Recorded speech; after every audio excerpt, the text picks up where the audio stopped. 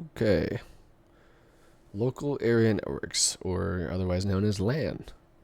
So a LAN is what we discussed in the last video. It's just a network, basically. Um, and there's a lot of ways to set up this type of network. So they give us 3 examples, I believe, here. Yep. So we'll start with the first one, the star topology. So a pro of this, it's that it's connected via a central networking device, such as a switch or hub right here. The cons of it is that it's more expensive and it's more maintenance because it's got to keep the network functional basically with just one switch. Oh yes, another pro is that it's also easy to add on more devices for the demand of the network. And the other issue though is that if this central hardware fails, then all the devices connected to it can't receive or send data. So I think I can show a little video of it real quick. Yeah. Oh, not yet. I'll show that at the end.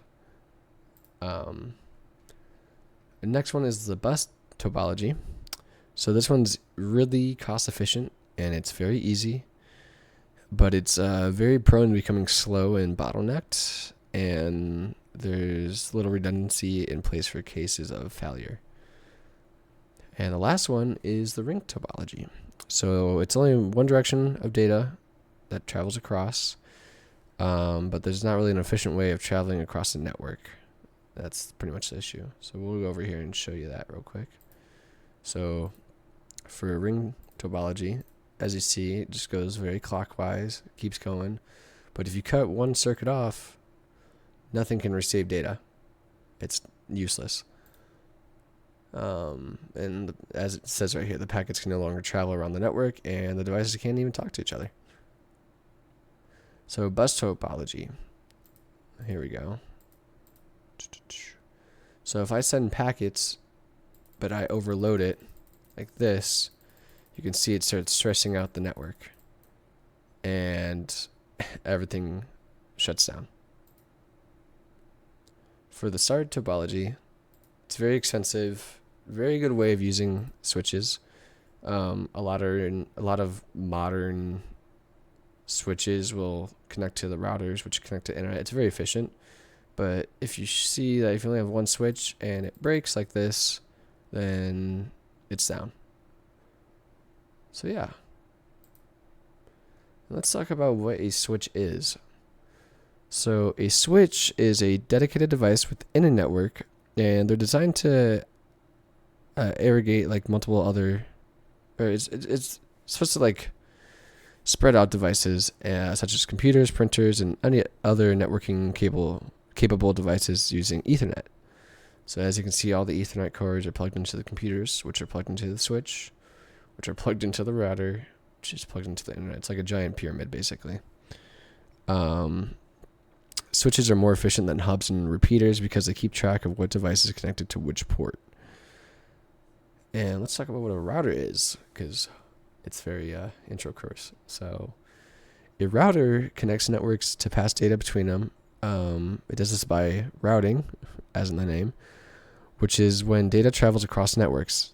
It's useful when devices are connected by many paths. So like this, where routers are connected to multiple routers, transferring data. Yeah, that's pretty much it there. Subnetting. So subnetting is a term given to splitting up a network into smaller miniature networks within itself. So this would be subnetting, basically, which is where you have, for example, in a business, if you have accounting, human resources, and finance all in one switch, connected to your router, connected to the internet. So network administrators use subnetting to categorize and assign specific parts of a network.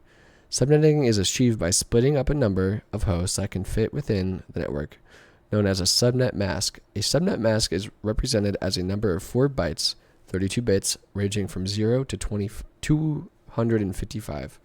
Not 25, sorry. So that kind of goes into what we were talking about, the octets, I believe, where the subnets use the IP addresses in multiple ways. I think there's 3 different ways, right? Yeah, right here. So there's first network address, which its purpose is to address identities at the start of the actual network to use to identify network's existence. Host address is a IP address here is used. Sorry, a host address is a IP address here is used to identify a device on the subnet. That doesn't sound like great English, but I'm reading it, so sorry. The default gateway is an address that is a special address assigned to a network on the network that is capable of sending information to another network. So this is like the more difficult section I think I had in this lesson, trying to kind of memorize all the different addresses and gateways that there might be, because there really is a lot that goes into it. Another issue once you go later down in more lessons are protocols, because there is a bunch of protocols that you don't exactly have to remember, but it's really good to start learning early on because you can apply them to pretty much anything. So yeah, the ARP protocol. So the Address Resolution Protocol, or ARP for short, is a technology that is responsible for devices to have MAC and IP addresses to identify themselves on a network. Each device on a network will keep a log of the MAC addresses associated with other devices. The MAC address is used on a physical identifier, and the IP address is a logical identifier.